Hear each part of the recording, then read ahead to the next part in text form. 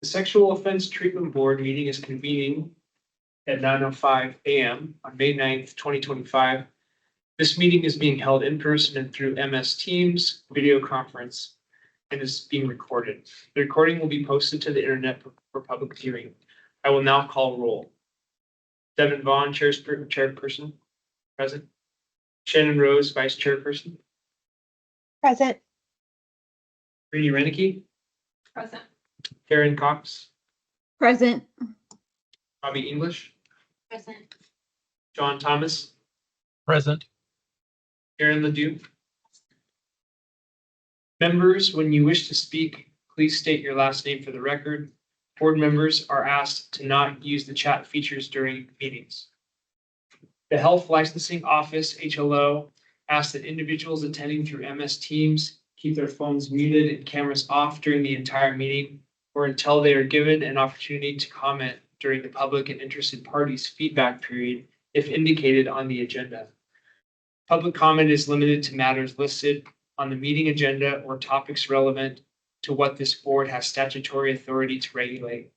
Public members wishing to speak, please sign in on the roster sheet available in the room or email Josh Page at josh.page@oha.oregon.gov and provide your first and last name.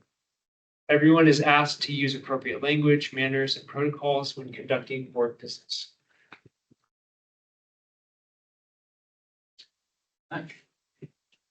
So we got a really packed agenda today.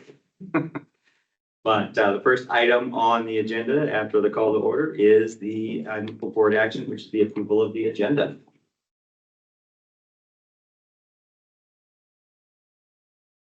Have you look it over, and if somebody wants to make a motion to approve it. Devin. I'm making this shaking motion to approve the agenda. Second. Ready, if you will second. And roll call, please. Devin, whenever we take a motion, we need to go around and everyone say aye or nay to the motion. Right. Devin Vaughn, aye. Bobby English. Aye. Karen Ledoux. Aye. Brittany Renicky. Aye. John Thomas. Aye. Shannon Rose. Aye. Karen Cox. Aye. That is the motion, the agenda has been approved.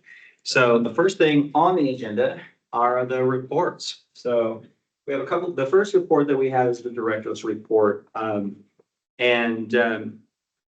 Basically what we've got going on, we're gonna talk about the board membership and then also some mandatory board training. So looks like everybody on the board is fairly new in their first term. With some various term expirations. The first person, John Thomas, is the first person that's going to, their term will end but that's not for another year in July 26th of 2026. Everybody will be able to reappoint. Everybody's eligible to reappoint. So everybody's in their first term and everybody's fairly new board, fresh board. So, the one thing, and we've got a full board, we don't have any open vacancies as well, which is great. But Christy works hard to keep all of our boards full and full membership, and when we have a vacancy, she's on it, getting it going. So that's been a real great thing. So we've got all board members across the state of Oregon are required to take some mandatory training. Some of it's annual, some of it's once per term, and some of it's optional. So we've got, basically we've got an overview of boards and commissions that's required once per term. We've got information security training and preventing discrimination and harassment, which is annually, and that's typically a calendar year. We have to take all of those as well, just so you know. Usually people wait until November, December, and then they're available again in January. But it's good to get those done and out of the way so they're not hanging over your head if you haven't done them already. And then we've also got an optional one, which is an overview of Oregon ethics. Even though it's optional, I would highly recommend taking it because it does have some pretty good information in it. So that's kind of what's going on with that. All of these are available through Workday. So if you've ever taken training through Workday, you've probably taken at least the one. But if you have any problems getting on there, you can get a hold of Chrissy as well, and she can help you navigate that process. But yeah, so that's what's going on with that. That's the board member training. And that's all we really have for the director's report. We're going to move on to licensing and statistics. So if we get down to the first slide, it is on page 11 of the material. And this shows licenses issued.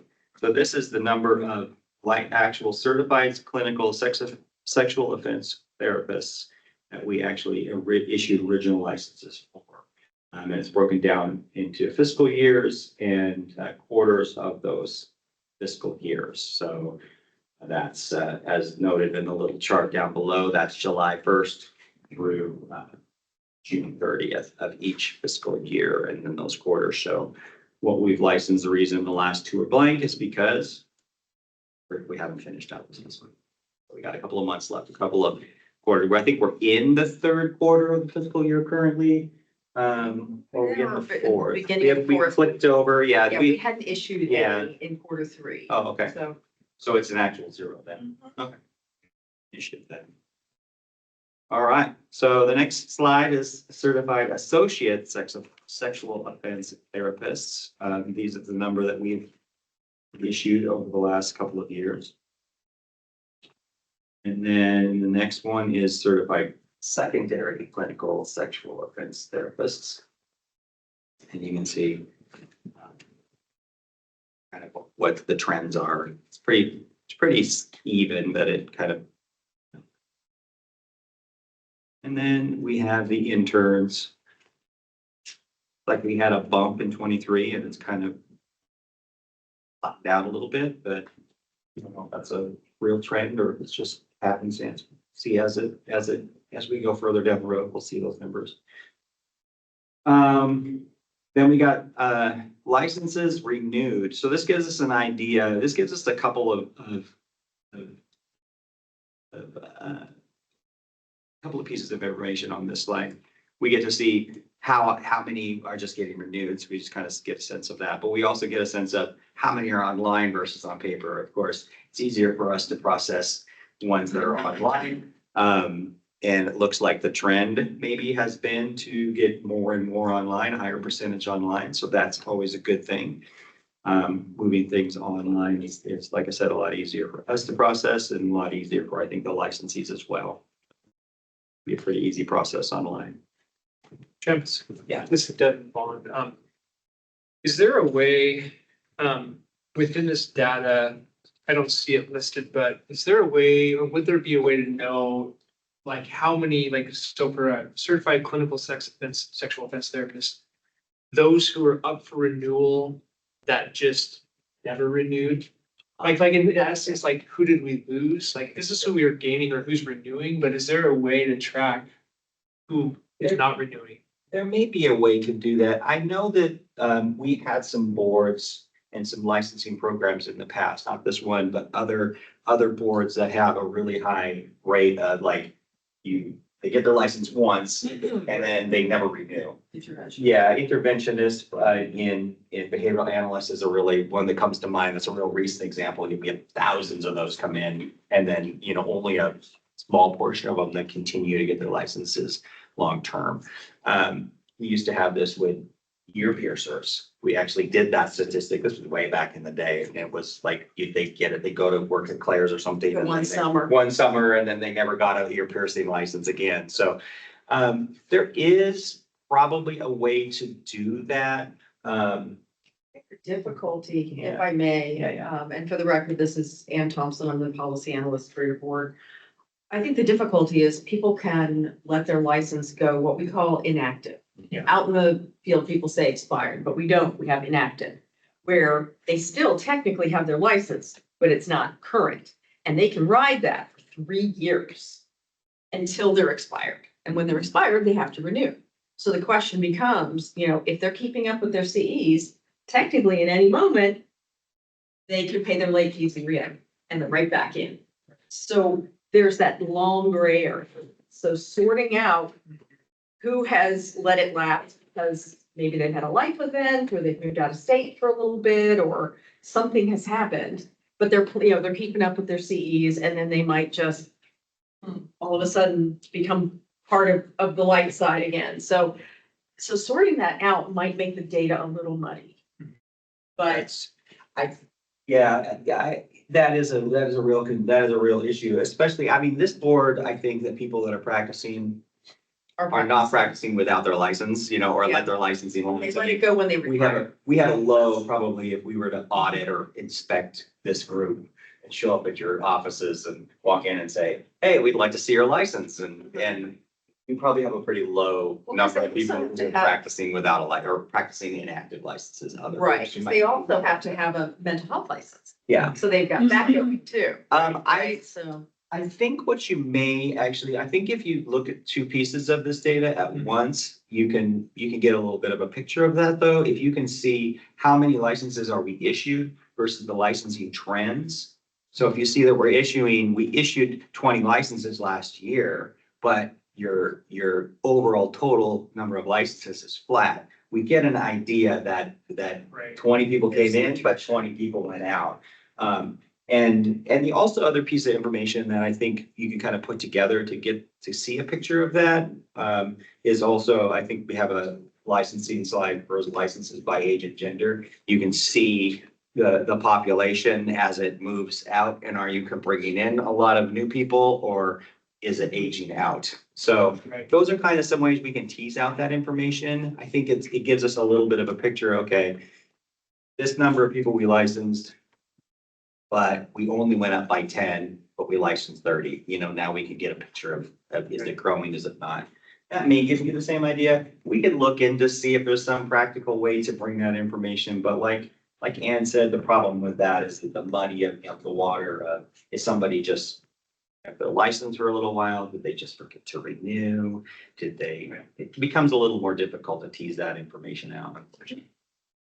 Brittany and Renicky, what about in the same question, but that's for license. What about for certification, specifically for SOTB? It's essentially the same thing. We interchange, by the way, this is Ann. The general word we use is authorizations because we have licenses, certifications, registrations, you name it. And so the common word is license, but we're referring to yours, they're all certain.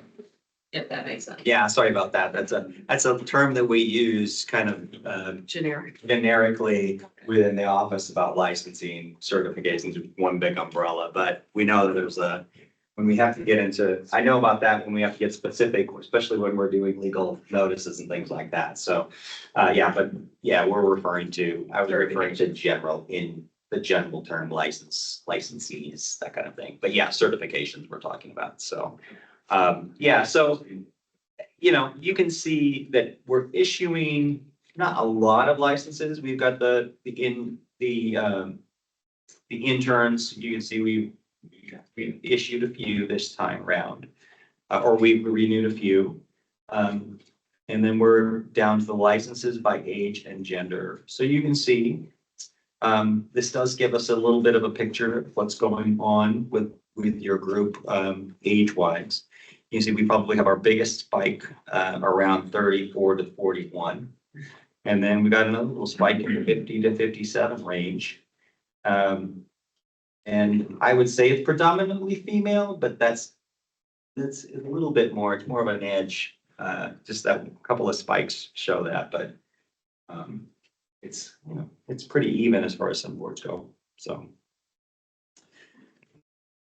Then we've got our licensing trends. This gives us like our overall picture of what's going on. Now, you can see that, there seems to be kind of a hump.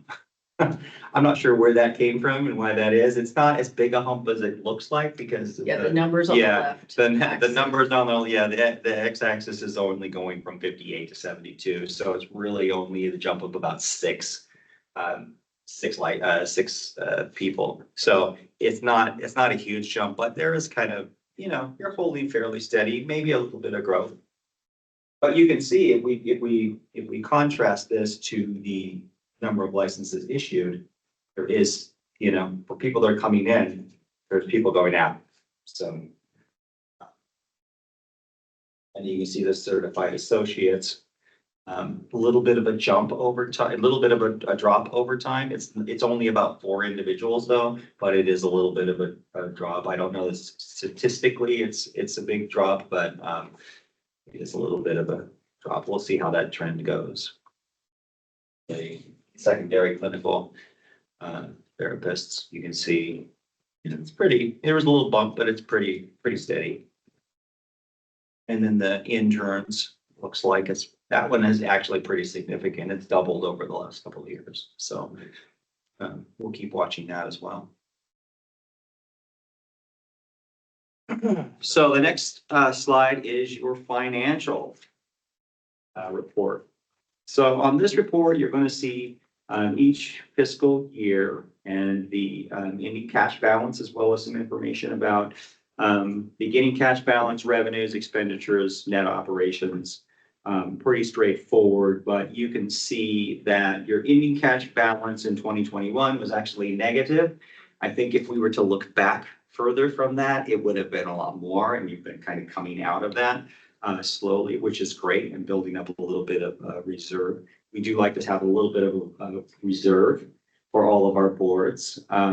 You've got about 40,000 currently, so you're coming out and you're starting to build up something that is akin to your revenues. So for the year, you bring in about 39,000 in licensing revenues and things like that, and your cash balance is about the same, just coincidentally. We do like to see a little bit of a reserve that can get eaten up very, very quickly, especially from my group, regulatory area. You can have a case that comes along, and we haven't had one in a while, but we did have one a few years ago that was rather costly. So once you start getting into a situation where you're going to a hearing, that can be a bill can rack up very quickly. So we do like to see a little bit more of a buffer than this, just to be able to deal with those type of things if they come along, and they eventually do come along. So. Any questions? Any questions about the fiscal? Okay, so the regulatory report. So this is the regulatory report. Hey, Travis, sorry, Yeah, sure. I'll just click off the draw. It's dead or phone. As far as, is any of the regulatory elements of this board having to do with investigations, things like that, is the money piece, the cost of it, ever a consideration as to when you would, at what level you would investigate? Or is that not a thing? It's like it costs what it costs, and if it's negative, it's negative. I mean, it costs what it costs. I mean, you're part of a bigger agent's office, and that's one of the advantages of being part of the health licensing rather than just an independent board. You may run into those kind of problems if you were an independent board, for example. We are a bigger community of boards all put together, so we have some buffer. This is your fiscal, this is your accounting. We have to account per board because of the way the statutes say, we have to use, we have to account for what this board costs to operate versus what this board brings in revenues from licensing fees and things like that. And we have to balance those as best we can. So if we see something that is really out of whack, then we go, well, maybe licensing fees need to be adjusted. If it's one the other way, there's other things that can happen. Licensing fees could go down, or they could have temporary discounts if things got, if your cash balance was huge or something like that. Or we might be, okay, well, maybe you need a different service, you need more services or something like that. But an investigation. Yeah, but an investigation is an investigation. It is what it is. And, it's considered a consumer protection. It's considered, so we will do what we need to do to do the investigation fully. And it's really more based on the seriousness of the situation, and, you know, how widespread the situation is. So we're gonna put as much resources as we can, that's reasonable, I should say, into each investigation. And if it costs more money, then it costs more money, and we'll how we can, so. Thank you. Yeah, Yeah. if I may, Yeah, sure. this is Ann, because we're an umbrella agency. Certain costs are direct to the board, legal fees, things like that are specific. Everything else is kind of spread among all the other boards. HLO has none of its own money, right? So every board pays a percentage of our salary and our rent and our internet and all that stuff.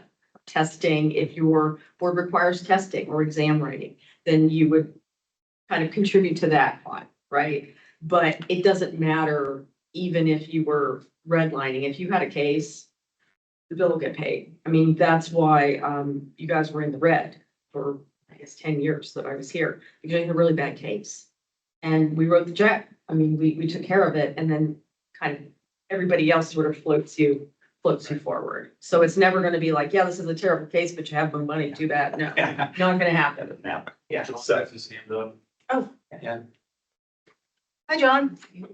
Hi, this is John Thomas. I believe Ann there was a conversation at a previous board meeting about, you know, when a concern comes in that, and correct me if I get this oversimplified, but if there's a complaint being lodged against a person who has an LPC or an LCSW or LMFT or, you know, some other license, that the concern is either the caller is directed to call that licensing board to make the complaint. Am I getting that correct? So this is Trampus. I would say that is partially correct. It just depends on the situation. One of the unsatisfying answers that regulatory often has to give is it's all fact-based. We don't have, we have like standards and procedures, but all of those standards and procedures have the caveat that they're all fact-based. So when something comes in, we have to make that determination on an individual basis. If it's something that is strictly, related to the practice that we regulate, we're going to just handle it. And we may refer them and say, hey, you might want to also file a complaint, or we might file a complaint with the other regulatory board. It just depends on the situation. If it's really more about that other board, then we may send it over to that other board and say, hey, this is something you need to look at, and let us know if there's anything that we need to do, or if you find anything that touches our jurisdiction as well. So it's really, really fact-based. One sweeping answer won't get you there, really, for the most part. And it's kind of the same way with everything in regulatory. We have to, everything is a case-by-case basis, and that's. With the possible exception, John, if I may, this is Ann, you might have heard if we have a criminal case, our policy, because again, we want to be frugal. If there's a criminal case going on, we will let that work itself out. We're not going to dual investigate if the police are involved. That's a huge waste of resources. So again, we try to get to the goal as frugally as possible. So if somebody is going to be put in jail for something, and we have had, people go to jail, what we'll do is just refuse to renew based on fitness or whatever. So that's the most expedient way to do it, but we're not going to run concurrently with criminal. But that is the only time. That makes sense. Thank you. Yeah, and this is John. Yes, and that's kind of what I was getting at, is if a complaint come in and it was, more in the purview of, say, the Board of Licensed Social Workers or a criminal case, would you would take note of it, but let that other body do the investigation? And I guess what I'm asking is that when you're doing something like that, do you still keep an eye on the case to see if it bounces back into your court? Yeah, actually, yeah, we do. It depends on how far it's removed from our jurisdiction. If it's just like completely, like it shouldn't even have been sent here, they just like send it to here. They were totally not, operating under their license here when they were doing the complaint. We might just kick it over and close it and say, hey, if this does touch us, go ahead and send it back to us. But most of the time, almost all of the time, we're just going to leave it open and keep an eye on it, especially with like a criminal case, because we might actually have contact with the DA, for example. We'll say, hey, you know, we have a stake in this as well. We want to know what's going on. We want to know, you know, we don't want to step on your toes or on you or mess up your criminal investigation, but we also want to keep track of it as well. So sometimes we'll be actually not, I don't want to say actively working with, but actively monitoring what's going on with the criminal case. So that's what we'll generally do. We will keep it open, keep an eye on it, and wait for the other board to deal with whatever they're going to do or the criminal case to resolve before we kind of step in on the back end. Sometimes we're the driver though, and we're finishing our case and sending it over to the other board. So it does still depend a little bit, but yeah, we do monitor it typically, especially when we think that there's any chance we're going to have a stake in it. So. Thank you, Trappist. Thank you, Ann. Brittany.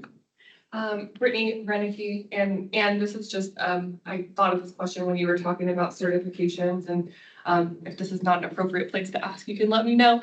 But how is that, like, the process of the certification, like, how is that determined? Because I remember, like, when I had started in the field, when, in order to work with offense-specific clients, you didn't need a certification, and then that changed. Yeah. Who creates the process of that certification? Because like for the SOTB, you don't need to take a test, right? It's just a matter of like experience and training, like CEUs. But who's a part of that decision making of what needs to happen in order to earn the certification? Okay, I'll have to tease a little bit of information out of you. Are you talking about qualifications within existing certifications or building additional ones through statute? Or getting the ones that we have now or making new ones? No, I guess for current certification. Okay, so Yeah. who decides what the qualifications are? Who decides the process of that, whether that is, you have to take a test on it and get, come to the license office, take a test, pass a test, or earn hours and do CEU trainings. Can I, are you Yeah. asking like who came up with what we currently have? How did it come Yes. to be? Okay. Thank you. The certifications that we have? Mm-hmm. Oh, The okay, process of getting that. okay. And if I'm veering off into the wrong lane, just raise your hand, I'll go in the other lane. Usually an association or an individual will go to the legislature. And they will want, like we have the intern track where they made changes. They took an optional certification and they made it mandatory. That's the legislative process. An individual or a group goes, puts an LC, legislative concept, acronyms kill me. And then it goes through the legislative process, right? And that's what creates the big book of many things.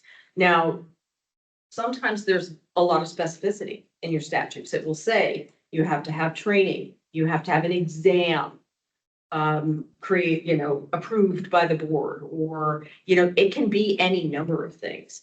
And then our rules explain the how. This is the what, and that's the how. How do you get your 40 hours? And sometimes it says in here very specifically, it's HLO does it. Talking with the board, or the board decides. Is that kind of getting to the heart of your question? Yeah. And you've had a lot of changes. This board has had a lot of changes in the 10 years I've had it. Went from an optional certification with folks, we used to call them grandfather providers. Now the word is legacy because they say that word is offensive. I use them both so that you can reference it. And they made it mandatory. They said that anyone who didn't have a mental health, an additional mental health license, had until a certain date to get that mental health license. The intern was created. The secondary clinical, which was originally called a secondary associate, but they're like, no, these are high-level providers, so we're going to switch the name back over.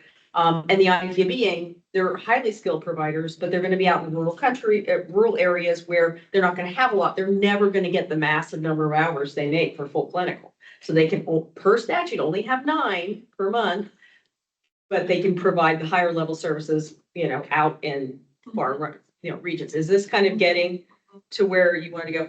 And really it dictates what we have to do, what we can do. The problem with statutes is while they provide guidance, sometimes they don't get you where you want to go. I know there was some concern with the secondary associate and they changed the name to secondary clinical, and then there's the education that goes forth, and like it'll say in here 40 hours of sexual abuse specific treatment, right? And where we get into that, we're in the back, we're trying to interpret, does somebody have the right kind of training? That's why we have a subject matter expert. We got a SME on board to kind of look, because sometimes people submit training. Yes, your client might also have an alcohol problem, but you can't count alcohol counseling as sexual offense specific treatment. So we have to kind of pick those trainings apart, and that's what our subject matter expert is for. And thank goodness we have associations that we know if you're providing that training, that's what it is. ATSA and some of these. And so we go and count the hours and all as part of the application process. Does that kind of, it's a lot. But did that bring any additional questions up? I think so. I think that was clear of the process. Oh, okay, yeah, and any individual as a provider, now you can't speak on behalf of the board, we've talked about that before. Any individual wants to make a change, they can find a legislator, put a concept through, and then the legislature takes over, and we'll talk about that. That's like a whole, they say you never want to see sausage when laws get made. Then that's like a whole process where people have to approve things, they can be amended, they have to reach certain time frames, unless they're in certain committees, then they're exempted. And then it plops out on the other end and we go, okay, now we go into rulemaking to put all of this into it. And if it's very specific, the rulemaking is pretty simple because it doesn't give us a lot of flex points. But if it's broad and they say, okay, you have to create a new license because people are getting hurt doing underwater basket weaving. You have to create this whole new thing and we don't know how it works, so y'all figure it out. That's when the work begins, when our boards and our rules advisory committees have to try to hash some of this stuff out. But your statutes are pretty broad in certain places, enough to adapt to trainings and things that are going on in the community. Is that helpful? Yes, thank Okay, you. great. Does anybody else have any questions online? I know I get off on my legislative soapbox, and it's never stop. Okay, unless there's any more questions, we'll move on to the regulatory report. So the regulatory report, you're going to see here, there's actually 3 biennium left on this report. There's one that had stubbornly hung on from that old 2021 biennium. You can see the box on the left is going to give you some statistics about cases that came into the office, just kind of pure numbers, and what kind of licensees those were against. So on the top piece of that slide, you can see the 3 biennium that are on there, and then as well as a 4th column that says grand total. So you can see, for example, right at the bottom, it says grand total for those 3 bienniums. There were 27 cases that came in for this board. You can see that 2021 was the biggest year. We had 17 cases come in that year, which is a fair amount for this board. All of those but one got worked through, and I can say that that one is it will be off of there by next meeting. It's in the process, and I'll explain a little bit more. She was talking about Ann was talking about subject matter experts, so this board had some subject matter experts for a while, and then we were on contract for a while. Recently, I got a new subject matter on contract, and we dual purpose that subject matter expert to also help out with some licensing and policy. Usually they're just regulatory, but when we did this one, we have that person also be able to help out licensing when they need, have questions about certain qualifications, certain mandatory court, like formal trainings that have to be, looked at. And we thought it was better to have somebody that was a subject matter expert look at those and decide if those were acceptable or not, rather than us just trying to make the call. So that person is going to help us out with both of those situations, regulatory and licensing and policy. So that one is like broken free from its it's hold that it was on. So we should have some resolve on that here very shortly. But you can see we had 17 come in that year. I don't know what the big anomaly was, 17. I think that was a hump for this group. I don't know what the previous year looked like. That's interesting to see, but I didn't pull that unfortunately. But you can see that back to the 2023. Now these are 2-year periods, remember. So the 2023, we only had 7 come in. And so far for the 2025, which we're almost all the way through, we have 2 months left or something like that for it. We've only had 3 come in this last 2-year period. So yeah, so that's actually a really low number. I don't know what has changed that, what has happened there. But I'm not gonna argue with it. It's good to not have a lot of complaints. So that means that, you know, I think people know we're here.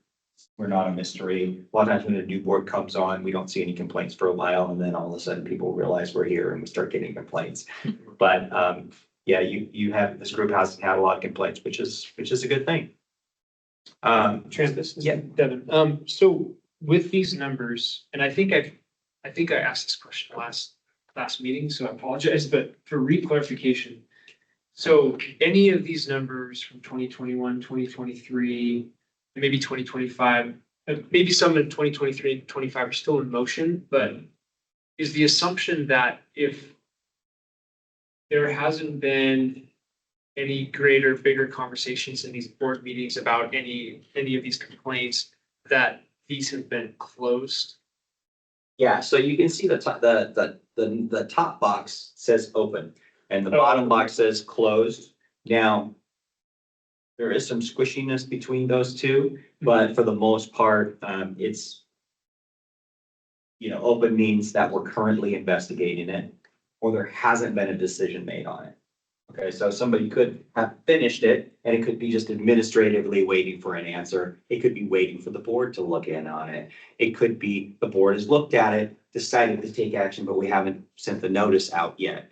So that's kind of open, and then closed means that, you know, we've closed it for one reason or another. And that can happen a couple of different ways. That can happen either because it just right at the get-go didn't meet jurisdictional standards, right? That used to happen more when people had to be adjudicated. So we would maybe open up a case, somebody's complaining, turns out the person was pre-adjudication. They didn't actually fit within the standard, you know, what was considered the jurisdiction of this board at that time. So we would just close it. That it doesn't go any further than that. We look into the jurisdiction. We look on the face of it. We look at it and say, okay, let's say everything in this complaint is true. You know, we're just going to give it everything the benefit of the doubt. Are they actually alleging a violation? Right? Maybe. Yeah, then let's look into it. No, you know, we don't regulate whether or not they wear a green hat when they're performing their therapy session. So we're like, okay, well, we're just gonna, you know, that's not a violation. But if it's, you know, I think that's kind of a reasonable person standard. We're gonna err on the side of at least opening it up and looking at it. We're gonna start moving it through the process. And at any point, when we find that either A, it's what is being alleged just isn't factually true, or you know, it goes all the way through the process and gets vetted by an SME and or the board, you know, we're gonna close that out as it's as appropriate. We tend to keep things open and work them and kind of give it the benefit of the doubt as much as we can throughout the process.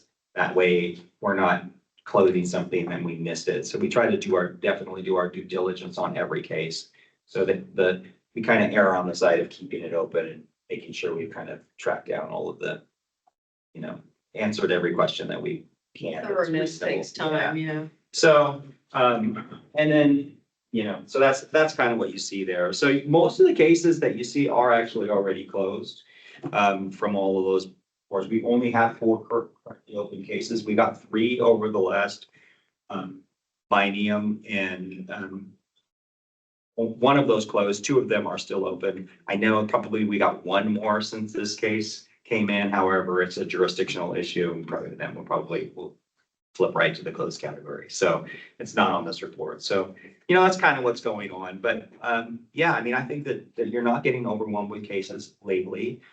We worked through kind of our hump that we had from that last biennium. Sometimes that takes time to work through. That can really, when you get a lot of, when you're not prepared, I'd say not prepared, but staffing wise, you know, you only have a certain number of staffing, you staff to what you have and give yourself a little extra leeway. And then when you get hit with a large number from one particular board over, you know, a year period, that can happen. It happens to all of our boards, by the way. For whatever reason, you get a trend and you just get hit really hard with cases from that board. And if they're easy, if they're quickly resolved cases, that's fine. But if they're more complicated, like this board, or other boards that have require more in-depth investigations, that could really take a while to iron out. So you're seeing it flattened out now, and I think unless we get hit again with it unexpectedly, yeah, these numbers, we'll start seeing these bienniums drop off. And one more quick follow-up. So of the close, that's super helpful. Thank you. Of the 27, you know, closed cases, am I reading that right then that those are all like, they were closed, meaning like kind of like not founded, whatever the right words are. If there was a line on here that said of those reports, complaints that were made, how many of them were active? Oh, Was there a stat for that as far as? We don't have that on this report. Yeah. We do put all of our notices for this board on the website publicly. So, you know, we don't have that number here. So, but a person could look and see what disciplinary actions we have taken. We haven't taken a lot, over the years, but we've taken our share, I think. I think for the number of complaints that we get, we've had a handful of notices go out. We haven't had any, I think, really, really bad ones in several years, but I don't know if this board has had to deal with any major cases, but we've dealt with a couple, I think. Yeah, there was a real bad one about 10 years ago. And that one pretty much puts you guys into bankruptcy for a long time. That's what you're crawling out of. It went all the way. It was an individual, as I understand, was denied a license. And his response was, well, I'm going to bankrupt you. And he took it all the way to the Oregon Supreme Court and we won. But you don't get all that money back, you know, so yeah, so we try to close things as efficiently as possible. Yeah, but you know, so that's what you're seeing. I don't have a good number in my head of how many of these 27, or, you know, we had action on, but I would say if I had to take a guess, it would be like 3 or 4 of them. This time period. Making more sense. So as you can, yeah, so the next little thing is complaints by type. So it gives us an idea of what types of complaints. This can actually also tell us a little bit about what's going on with those numbers too. We see the bump and we're like, okay, maybe it was like licensing. Maybe it was the time when kind of more mandatory licensing was coming in or grandfather licensing was going out. You know, and that was about the time frame. So maybe it was licensing that caused that bump. And it was some, you can see in the complaint by type, the licensing concerns were 7 for that time frame. So you had 7 complaints that came in that were specifically about licensing. Now, the services provided, it gets a little muddy because it could have been service provided and the licensing issue, but you know, I think it's, for the most part, they're separated with this group. So, Question, yeah, go ahead. related to that, this is Robbie English. In thinking about that, licensing concerns and then looking at the closed cases and unlicensed SOTB, is it safe to say that a good chunk of those could be folks that are working outside of the scope and don't have an SOTB license? So maybe they're working, they have a mental health license, yet they're serving, you know, the sex offending population, and then there are complaints coming in about that. That definitely could be, it could be, and I think that is probably accurate, that you've got somebody who's allegedly practicing, you know, that doesn't have our certification. They have They might have another mental Something health else. certification, they might have nothing. I think sometimes I'll see people that are operating kind of on the, like supervised associate level that don't have a license for whatever reason. You know, like they're being supervised by somebody and they don't have any kind of license. That happens occasionally, or that is getting alleged occasionally. It may or may not be happening, but it's getting alleged. I think a lot of the licensing ones, and quite a few of the licensing ones actually don't end up anywhere because what they're doing isn't really fitting the definition. So the definition is still specific. And I think we might have had this conversation in the past, but you know, there still is, even though it's like, okay, well, it's mandatory licensing, it's mandatory this, it's, you know, but there still is elements that have to be fulfilled within that, still that definition that maybe aren't as intuitive as they would be on first reading of the statute. You're like, it's the whole world, you know, but it's really not the whole world. It still is a specific set of clients that are covered under the statute. So even so, you might find that, oh, it looks like it when you open it, and then you really start digging, you realize, oh, well, they've never actually had any there's never been an action that this person, like, you know, or whatever. So that can happen with the jurisdictional issues with the licensing concerns. And sometimes those aren't inherent on review. First review, you have to dig a little deeper and find out what's really going on. Then you realize, oh, no, this is outside of our purview. Not gonna happen. We can go through a whole investigation and end up at the end finding that one little piece of information that kicks us out of our jurisdiction. So, and that's a little more of an issue with this board than you find with other boards, because you're a very small subset of a group of people who are receiving, you know, receiving services from all kinds of other places. And you're a small subset of that group. So, and there's a lot of, like I said, jurisdictional little traps to get into. So that's with the licensing concerns. Services provided are still actually, you know, a fair amount of what you get, although this biennium they haven't been. We haven't received any service complaints from this group over the last, basically year and 8 months or not 10 months or whatever we're into. So we've only had licensing concerns, which I think that says something good. You know, we're not getting the complaints. They don't know about us, but I think they do. Means we haven't been having any major problems, which is good. Travis, can I ask one more question? This is Devin. So I understand that complaints are only, you know, can only be lodged or alleged towards, you know, certified folks under the SOTB or someone who's maybe providing services that doesn't have a certificate. But if hypothetically, for example, there was, you know, an organization or an entity that is knowingly, like, for example, let's say a county juvenile department, and they are using folks that they know aren't certified. So clearly a complaint would go against the person who's providing that service, but what about for organizations that are doing that knowingly? You know, and this might be, let's give benefit of the doubt, this might be happening in rural counties where they don't have folks, but they need to have their youth being met with by someone that's certified per the court mandate. Is there any avenue to have organizations or other than just certified providers fall under any kind of jurisdiction so that they can also be following the same ethical standards? Yeah, so there may be, but it probably isn't this board that can deal with it. There are a lot of times these other entities or other licensing group maybe are handled by another licensing group. With this board's, in some boards, we have a little bit different jurisdiction. They have different specific statutes within their own statutes. Where for this issue, we're probably dealing with our general statutes.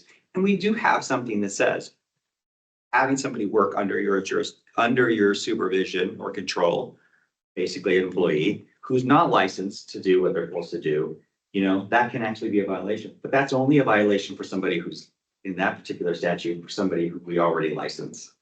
So now you had an SOTB who was the manager of that section, and that person was hiring a bunch of unlicensed people to do work that they knew wasn't licensed. Then we would be able to go to that licensed individual and say, hey, you're a licensee, you know you're not supposed to be doing this, you know, and if the facts were all there, we could sanction that person. And we have done that. But that person that was running that company was a licensee. Right. If they're not a licensee, then we don't have that, in this particular group, we don't have that jurisdiction over them necessarily. That's my off the cuff answer. I had some experience with an answer, but I would have to dig down a little deeper to find out if there's something that I'm missing. Well, that's my general answer, but I think for this group is that if you had unlicensed group, like a parole, you know, a organization that was handling parole information, and they were doing that, I don't think we'd have a whole lot of jurisdiction over. And we have to decide, well, who is even doing that? We almost have to have an individual, right? We can't just go after, you know, Harney County or something, you know, we have to go after, you know, we did have to be. Yeah, Right. so. Add to that, for sure. So I have an example that might kind of illustrate your issue. We have athletic trainers. And these are the folks who work with sports teams. These are not like the people that are helping you push your body to the limit. They're working with sports teams. They deal with concussion, displaced fractures, like the worst things, right? Well, athletic trainer is a license, and it's also something people say, referring to other things. And we've had educational community colleges who will hire athletic trainers, and they are not our licensees. They are a fitness person, but they call them athletic trainers. That is a violation of the statute. You can't use that title, right? We have no authority over community colleges. So we have an individual who's claiming to be an athletic trainer because that was what they were hired under. That's their job title, right? And you can't use this title. So we might have to give them a letter of education and say, hey, stop using this title. But the school that keeps calling them that, we have no authority over. So we've had times where we've, you know, reached out and gone, hey, you realize this is a protected title, it is a protected license. Be careful using these two words together, right? But we can't do anything to the community college to get them to stop doing that. Does that make sense? Yeah, that's a great example. And I would just say too that I think anecdotally, there's a similar thing happening that we experience where there's no avenue other than reaching out like that. But the only caveat, the difference in your example is that, for example, a juvenile department, they're still being mandated from the bench, you know, treatment from a SOTB certified person. They're mandating that. That's the juvenile department's, you know, they need to provide that, and they're knowingly not. So again, there can be some complaint against the person that they're using, but I feel like that, you know, the juvenile department is part of a bigger problem that undermines this board and ethics of our field. But there's no avenue, or there may be an avenue. It's not, I know it's not here, but it's like what it leaves us then, or like in that situation, it was me, then I have to go out as not a member of this, as a, you know, but in my group, as a provider, which also crosses into hurting relationships. And, you know, it's just, I love that this board, and as it should be, provides a mechanism for there to be some accountability that's not driven by me enacting it on someone that maybe isn't, but there's no avenue right now for other organizations. And I'm giving one little sliver of, there's several versions of this that are happening. And it's hard to know what to do, because you can make a complaint against a provider, but if those entities, which are bigger and more pervasive, and they stretch across the state, and they have a lot of pull and power, and if they are like, we're just gonna do what we're gonna do. I know, and you guys are downstream. Well, Right, yeah, I understand. So here's what I say. When I say we don't have any direct jurisdiction over them, we have had situations similar to that with other boards where maybe a county or an organization, even governmental like schools, things like that, or whichever, are actually like hiring people to do something that they're not allowed to do without a license. So it's very similar, I think, with what we're talking about here. Even though I can't go to that organization and say, I'm gonna write you a ticket for doing this. When they're individual people that they're hiring, have investigations open on them, and we are actually, that investigator doesn't do that in a vacuum. They are contacting the people at that organization saying, hey, we need the position description. What are these people doing? What are they, why are you hiring people that aren't licensed? That they have to, and those organizations, when they get the pressure of the people that they are hiring, are starting to look like either they're going to get some kind of sanction or disciplinary action against them. Those organizations will often start changing their ways and realize, well, I see that I'm getting investigations, I'm involved in investigations, I'm having to respond to investigators and do all this stuff because I'm hiring people that aren't licensed. And then these people are saying, hey, I'm getting in trouble because you hired me to do this job. I thought I was all good because you said I was all good. Because that's a lot of times if some authority, like, the county says that you're okay to do something without a license, you may just, you don't have a license, so you may not be in that little world of licensing. You're gonna say, oh, well, I guess I have an exemption somehow, so okay, my employer says I'm okay. But when they start getting in letters from us, and they're looking at getting potentially sanctioned by the board, then the employers, all that pressure starts coming, and those practices actually do come to an end. But unfortunately, it's not the county or the organization that's hiring that is the one who gets the fine. It's the individuals. But that's just the only recourse that we have. It is effective in many, many cases.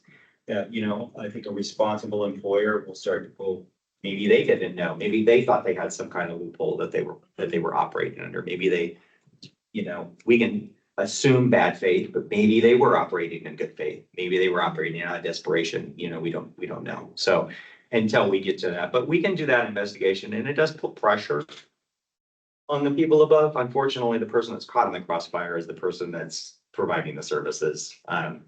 But we try to work with those people as well. We want them licensed, and we try not to hammer anybody, but and then when we get those results, we bring a report to the board, and the board looks at it and goes, okay, what are we gonna do with these people who are practicing without a license? And the board can come up with something that's appropriate, that sends a message, but then isn't necessarily life-changing or earth-shattering to the person who was doing it if they were operating in good faith too. We also try to make a determination as to whether or not the person was operating in good faith, or they were just blatantly, I knew, I didn't care. So Intent matters. yeah, intent does come into it. There's lots of things that we can use, and we talk about those as we move through when we talk about setting disciplinary sanctions. But there's statutes and things like that that help us guide on those too, and precedent. But yeah, that can put pressure upwards. Yeah. And it's not in a vacuum. We don't just like sneak off and get the person and they pay their fine and then they Business as usual, the organization knows what's going on. They get involved in investigation and they realize it may be more of a hassle than it's worth to do.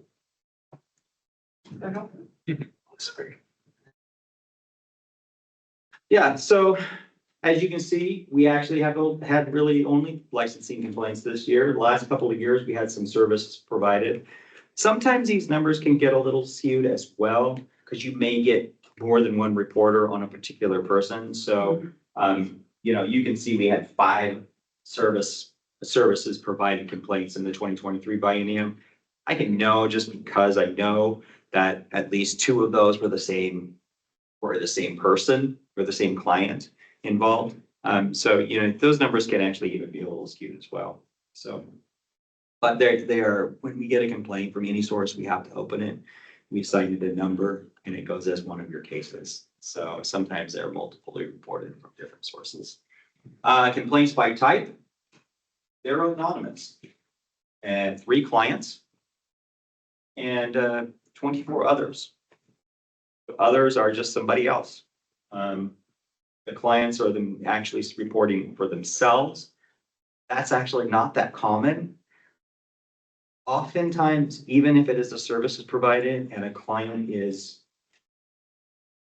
wants to report it, or maybe they don't want to report it. For some reason, there's a lot of parents who report on behalf of their client, of the actual client. So we, for some reason, get a lot of parents reporting, even though these people the clients are exclusively adult, almost completely exclusively adults on these cases. I can't think of a juvenile, a case that we had on with a juvenile client. I can't think of it off the top of my head, but so they would kind of be categorized as other. So that number could be another SOTB, could be, a county, could be, a parent, could be grandparent, could be anybody else other than the client, but we know who they are. So that is the regulatory report. And we've talked a lot about regulatory issues. Is there any other questions about regulatory investigations, or anything like that anybody has any more questions about on this topic? No? All right, so then we will move on to the next item on the agenda, which is policy, and that is all Ann. Okay, so, morning, everybody. Again, it's Ann Thompson for the record.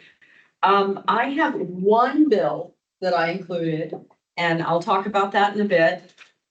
This session has been an avalanche. I have never seen 4,000 plus bills before. It was staggering, and legislation has to pass a number of hurdles as it moves through the pipeline, right? It has to be introduced, it gets sent to a committee, it has a hearing, it has a public hearing, it has a work session. Then it moves to another place. If there's money involved, it's gonna cost something, it might end up in Ways and Means. There are timelines that certain bills have to make in order to get through. And then there are these little, if you think of it like a board game, there's safe zones where a bill is being discussed, it's still alive, but it's safe from all of these dates that can peel it off the group, right? And there was one, and I'll talk about that one at the end, because that one is big and scary. I'll warm you up with some other ones. There was one that kind of had to do with the world that you guys work in, and it was House Bill 2472.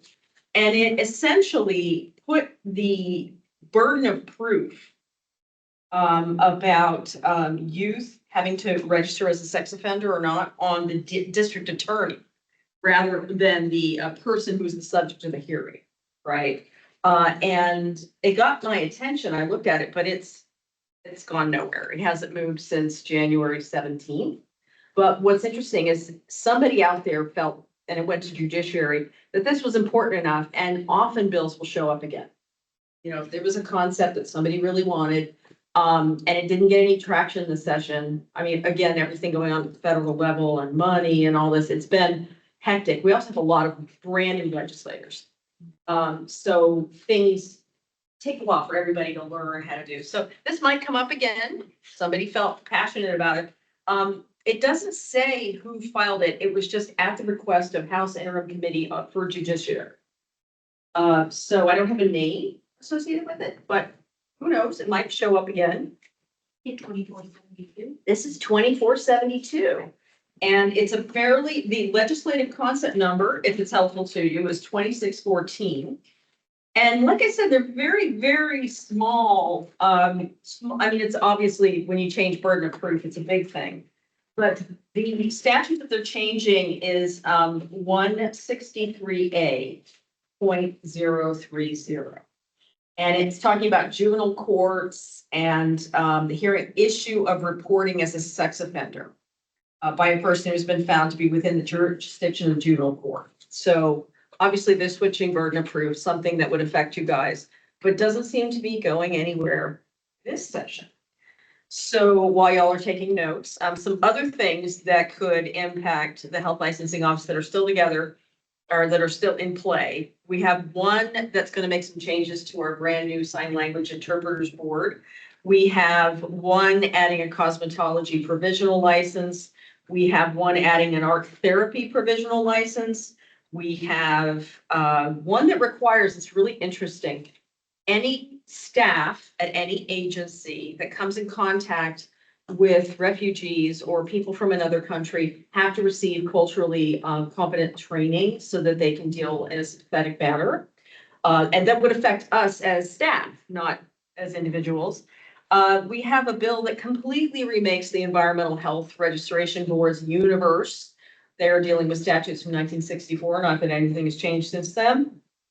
And their licensing has gotten very complicated because the statute's very specific, requiring courses on environmental sanitation, and nobody even uses that word anymore. So hopefully that will go through and kind of broaden and bring them up to today's world.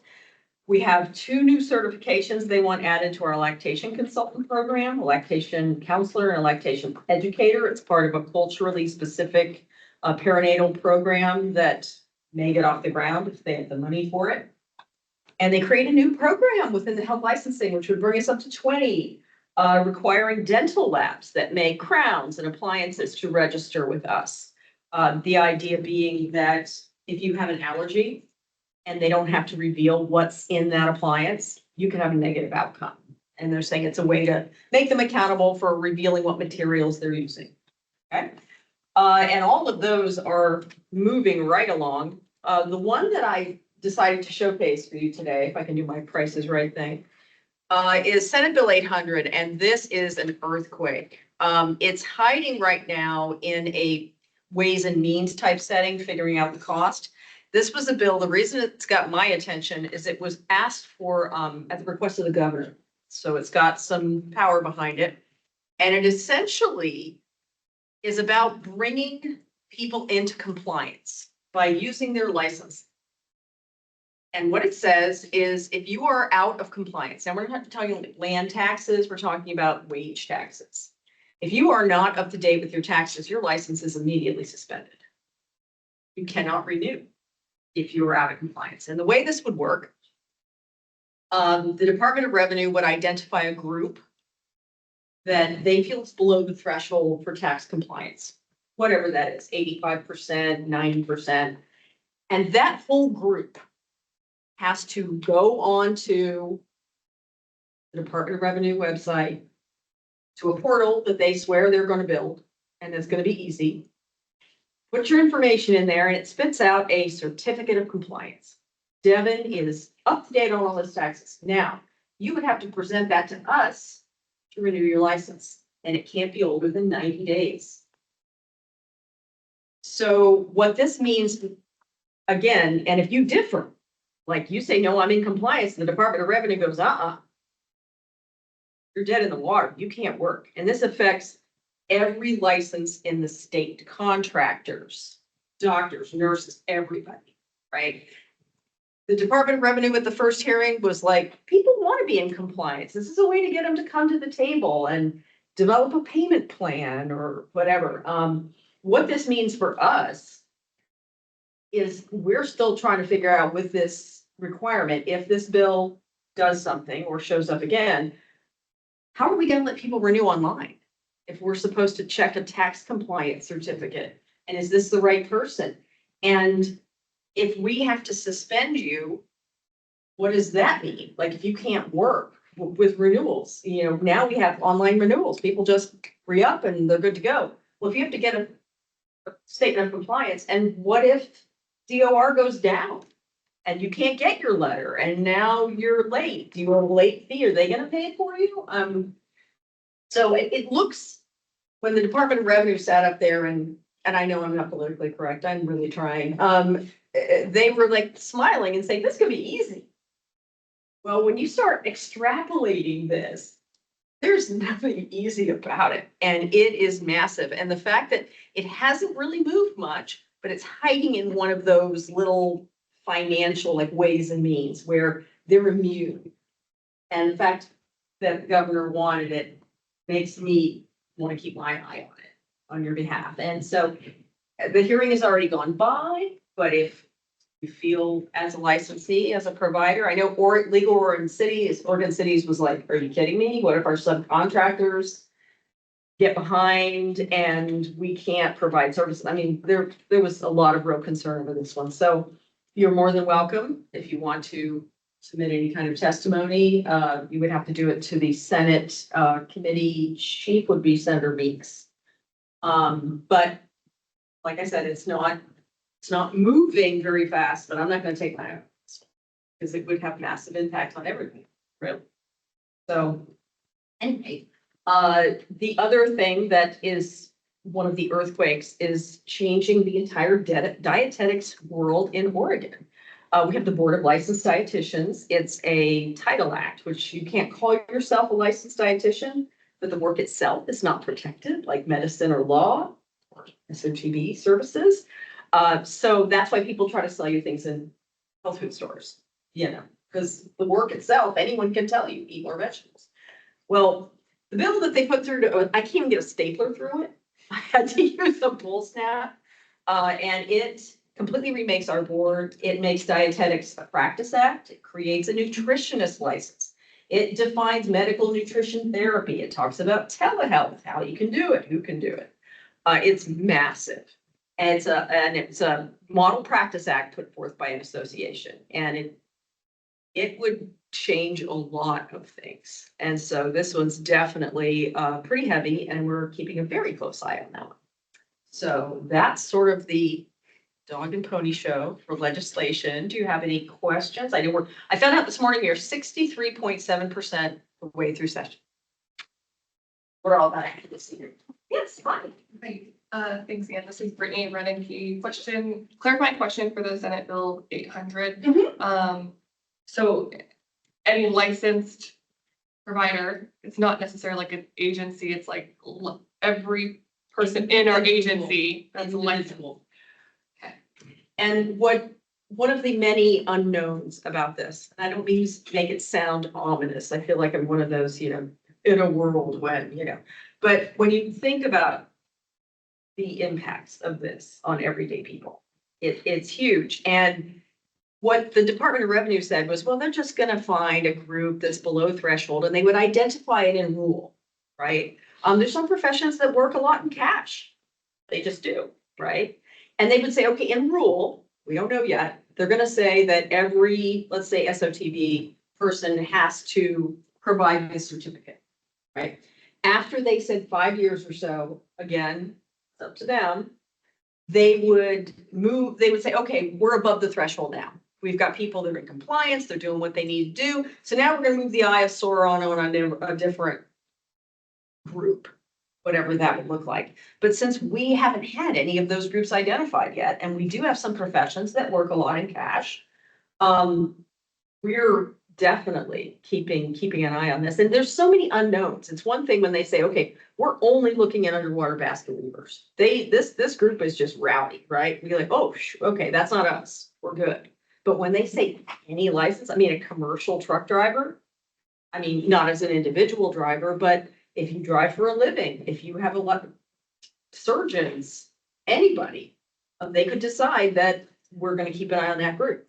And they're essentially turning licensing entities into de facto arms of the DOR. So when this came across, it was one of those, the back of your neck starts to sweat a little bit. So we're, like I said, it hasn't moved a lot, but I thought it was worth bringing to your attention. Any questions? I saw a thought bubble above Karen's head. This is Karen. I guess I just think about the why. What's the why behind it? The idea was, Is it a financial? it's my understanding, I'm not a lawyer, but it's my understanding that there was a report, I think, that came out in Willamette Week.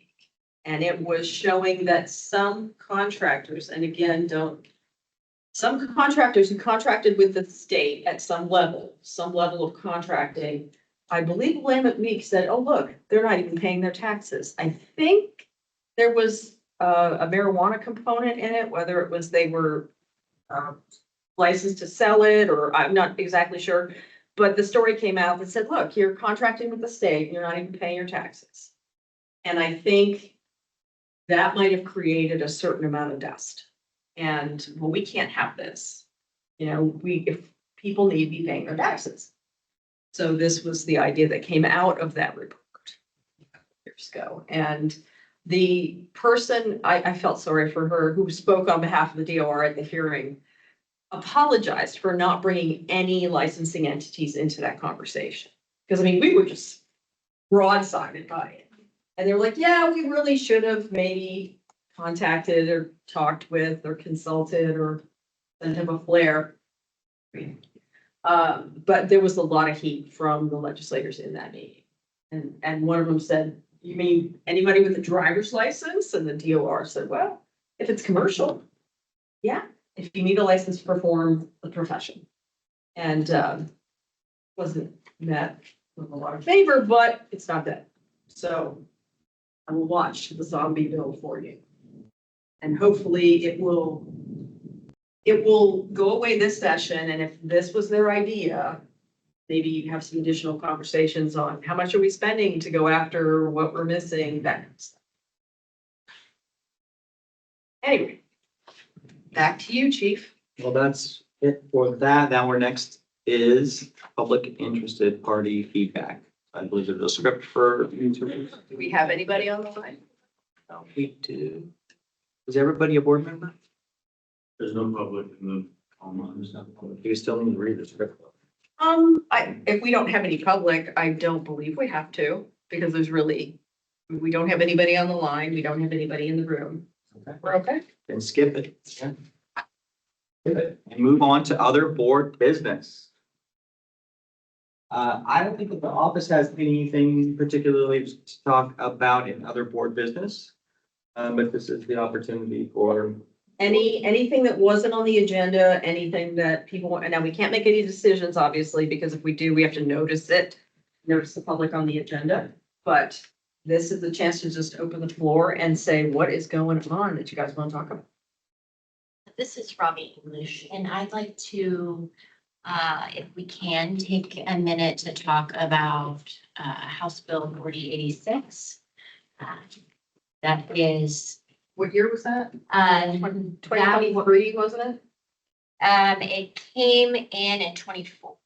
And so currently where it sits is that there's a year-long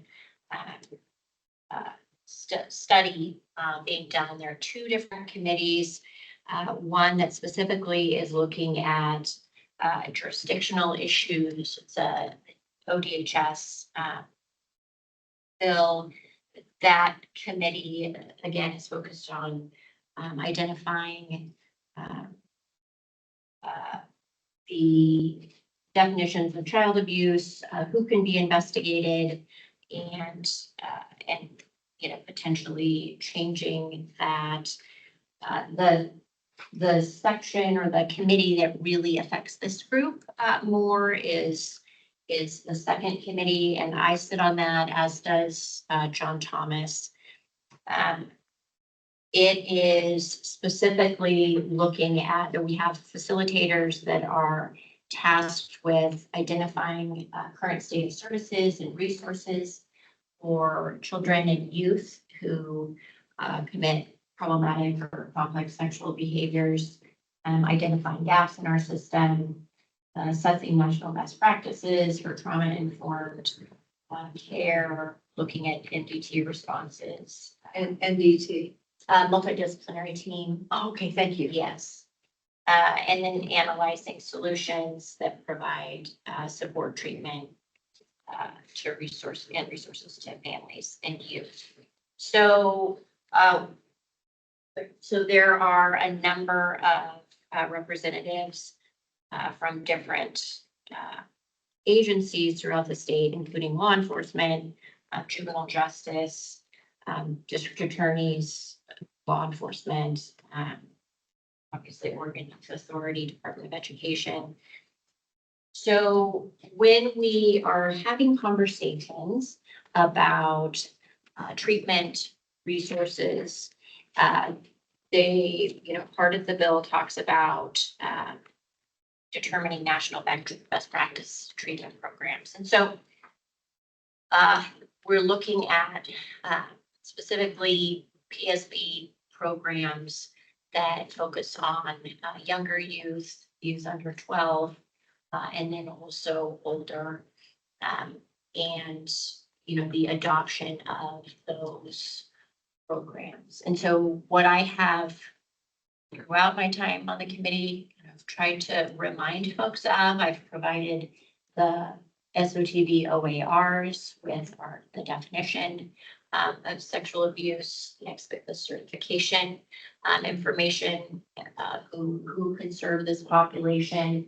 I don't think that is really taken into consideration. And so when we look at these other national best practice models out of, say, Oklahoma or other states, they are clearly prescribed treatment models, and it appears that the training that goes into being a provider that serves that population is not anywhere close to what our standards are. And so I'm a bit concerned that there may be future legislation that says, mental health provider gets, this 16-week training or this 3-week training or this 3-hour training, and then they can serve this population, which is obviously directly in conflict with this board. And then I think about the financial impacts for this board if then people are working outside of the scope. And so I just think it's important that you're aware of it, that we maybe are able to talk more about it. The final report is due September 15th. Again, there are facilitators for each group. The facilitators in my group are the ones that are making the recommendations. They are receiving feedback and information from the committee members who are, experts in the field. That doesn't necessarily mean that they are taking that advice, right? And so, I just want to make sure that, I think, those of us who are working within Devin's program, there's a person on the board as well, or on the committee as well. But I think it's a larger conversation that we all need to kind of keep our eye on and be aware of and that flips with. So if I may ask a question, this is Ann. So this report, it's my understanding from what I saw on the bill and your reporting, is that they're looking to identify gaps in service provision for this group? Is that existing gaps? That's one thing, right? It's so looking at our current system and identifying what we have in place now, what our gaps are, and then what are national best practices moving forward. So in what direction should we move? We've heard from New Jersey, who, a few years ago created a whole statewide system that involved, again, a multidisciplinary process. They have funding, they have actual case managers that will come in and assist families through the process. They have funding streams. That's also part of this group, is looking at the potential funding streams. How can state of Oregon or insurance companies support this, and then creating these pathways specifically for the two different populations. Okay, two different, I know you talk about youth and PSB. I'm talking about the under 12 population and then the over 12 population. So there's some, within the field, we refer to younger kids as PSB. This group is calling them, they're kind of interchanging definition, so they're using the term complex sexual behavior a lot. Okay. Well, if you get that report, you want to share it, Oh, certainly will share it. I Yeah. certainly will share it. that would be great, and it'll be interesting to see. Sometimes things like this produce the clarity that we all need. You know, that there might be something comes out of this saying, if you're going to work with these people, you have to have these requirements, right? But it will be very interesting to see if what kind of legislation they want to try to do maybe in the short session. Because next year is an even numbered year, so those are the 6-week sprint sessions. And sometimes they don't want to take on giant issues on the sprint sessions because they really want the time to send it to committee and have plenty of hearings and all that. So, is there anything that you would advise me to do right now, except maybe wait, watch, listen? I've been looking at the duties of our board, and specifically, we're responsible for establishing practice, standards and training standards. And I think, I think it's good that John and I are on this committee. And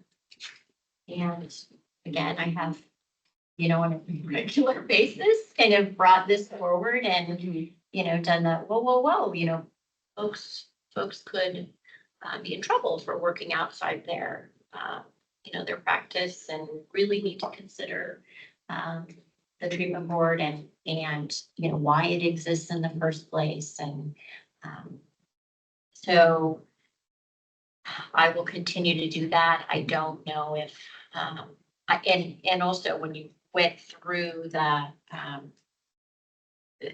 House bill, it designates exactly like what organizations. It's starting to see there wasn't a specific SOTB, representative, were chosen because of our other affiliations. So I don't know that you could do anything, I guess, at this moment. Maybe Devin has a different thought. It's Devin. I don't know if I have a thought for that, but I think my concern, and just to maybe consolidate what you're saying, is that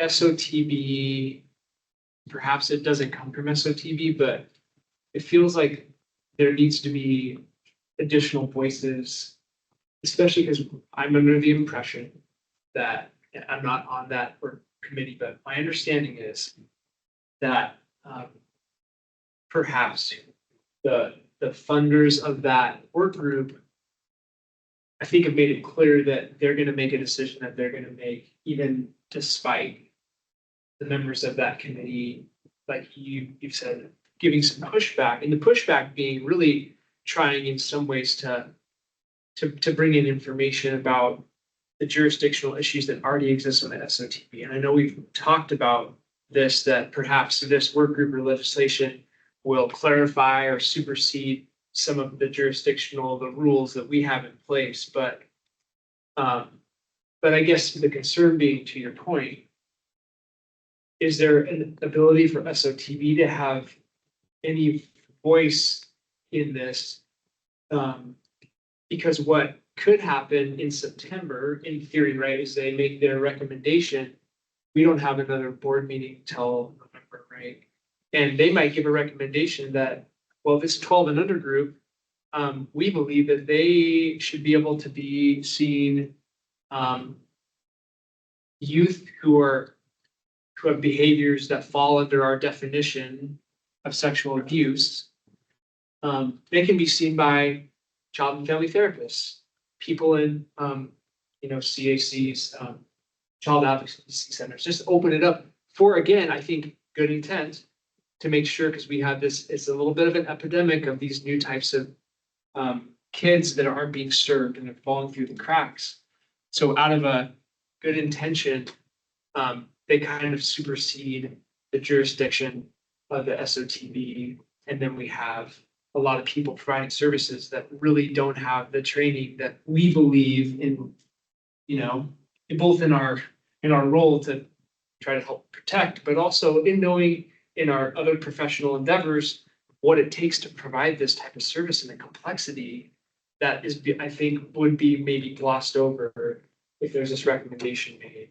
And then at a certain point, 0 to 12-year-olds are outside the jurisdiction of the SOTB. And then I believe there would be problems with that. There could be people that are hurt.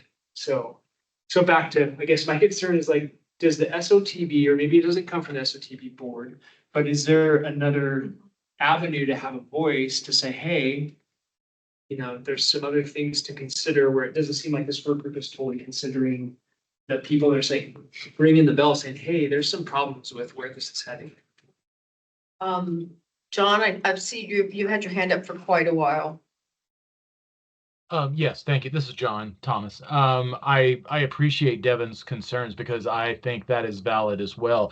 My subgroup that I'm on is the implementation subgroup. And so one of the things that is going to be in this report in September are the recommendations to the legislature about what needs to be fixed in established statute. And so that could and would affect the statutes that that we've talked about on a number of our other previous meetings that brought the SOTB into existence, and particularly the exceptions from requirements part, ORS 675.382 that says the community mental health programs are exempt from from certification by the SOTB. The goals of 4086 are noble. And it is exactly what Devin has brought up in previous meetings, that there needs to be more credible, qualified folks across all 36 counties to provide treatment for youth with PSBs. Right now, and I have a very direct contact with a situation just like that here in Umatilla County. A young man was exhibiting PSBs, and they took him to the local community mental health agency and didn't address it, didn't have anybody qualified to address it. They saw a general therapist, and that was all well and good, but it wasn't addressing his problematic sexual behaviors. And according to current statute, the local CMHP doesn't have to have somebody SOTB certified to provide those kinds of care. So in the implementation report, it's going to be recommended that clause in the SOTB rules has to be amended to get rid of that carve out, that exception. So yes, it will affect the SOTB. My fear is it'll affect the legislature could see it the way Devin, at least I believe I caught the characterization that maybe further dilutes the qualifications for someone treating a youth with problematic sexual behaviors. Who knows? But on an optimistic side, let's say, and you're right, Ann, the short session is going to be a bad place to put this, but it might be 2027 before this is addressed. But on an optimistic side, let's get rid of the CMHP carve out. And so all 36 counties have to have somebody, if they're going to provide, 4086 wants them to provide treatment for youth with problematic sexual behaviors, then they need to have somebody who is SOTB certified. Well, I've been kind of rolling this around in my head while you spoke, because I know we've talked about this before. Ultimately, the SOTB is going to have to see what comes out. Mhm. Usually when a concept gets written, it goes through legislative council, who is the attorneys for the lawmakers. They don't always agree with our DOJ attorneys, but they're attorneys. And usually one of the things with the legislative concepts is they check and see where any impact points are with other statutes. So that's part of what they would do.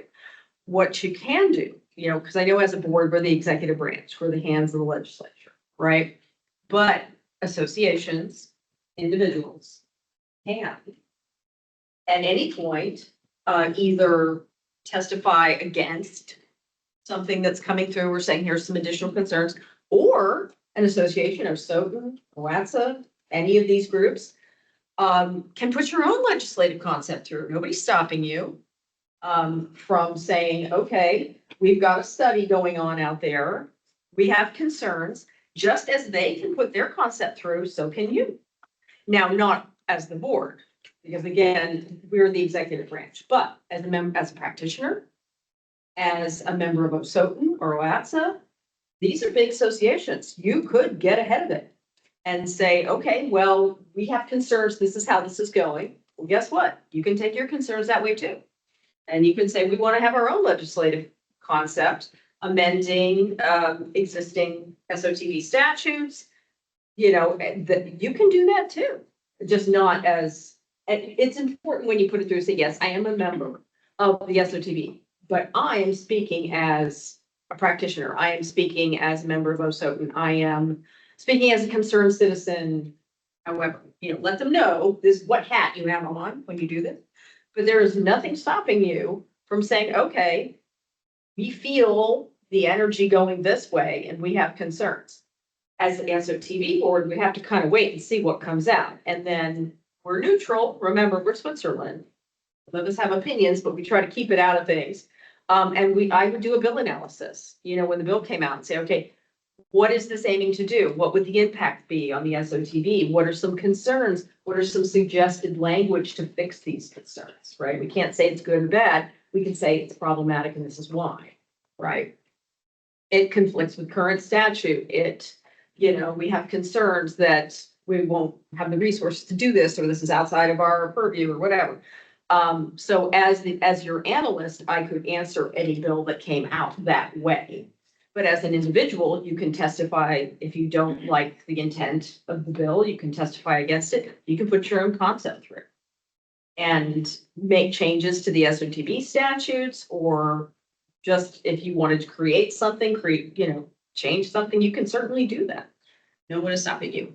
I saw the thought balloon, Brittany. Brittany Renicky, so, just clarifying, you said, as an individual representative, but if like I'm a board member of OSOTN and I bring it back to the board and, you know, I invite Robbie to come and talk about this as a board, can we write something? And then As the SOTB board? as an OSOTN board. Absolutely. Well, Okay. OSOTN is an association, Okay. right? Mhm. And that's what associations are about, advocacy, professional protectionism. They can get into all the things that we can't. We're public protection, right? So the OSOTN board absolutely can. The OATSA board certainly can Mhm. put something forward. An individual in your capacity can do anything. Anyone can put a bill forward. You just have to get your concept to a legislator and have them carry it for you.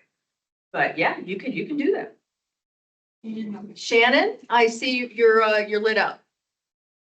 Yeah, thank you. I was just wondering what the representation on this committee looks like from advocates for the victims in these situations, and is that voice being represented? Because I'm hearing the concerns about harm being done, and I think that's really valid, and just wondering if they're represented on this committee.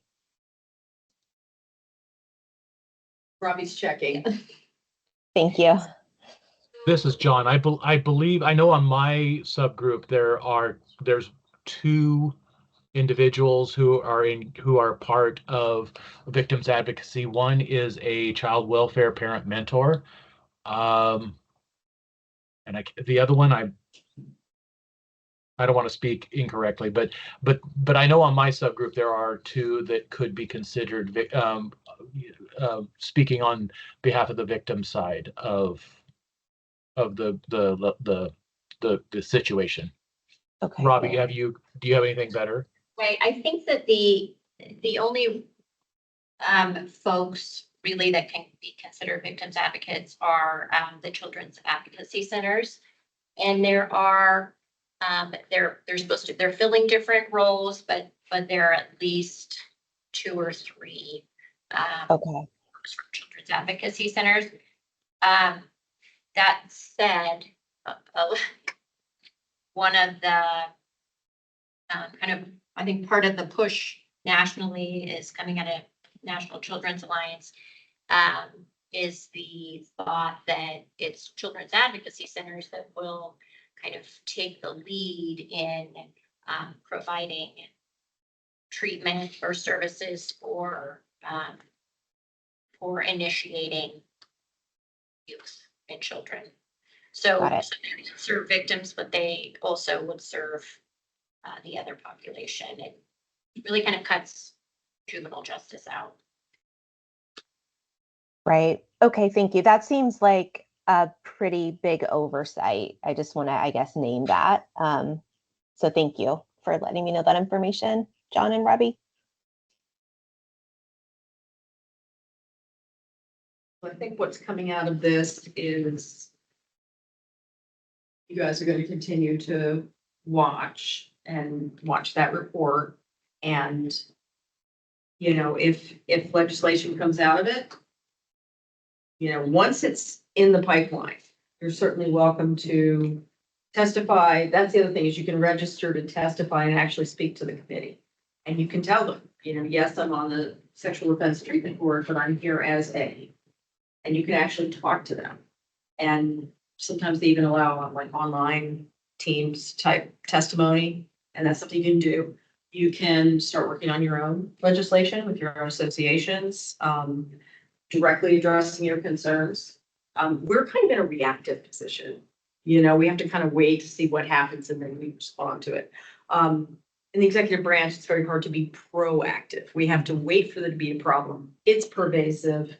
We have to deal with it, right? There's no, I always say there's no money in the private sector to be solved, you know, to be made solving the problem. So it comes to the government. So we can wait and see, but if anybody who has a concept that would affect us, we always encourage you, we're Switzerland, but please, you're welcome to, if you get something from the Legislative Council, the LC, bring it to us.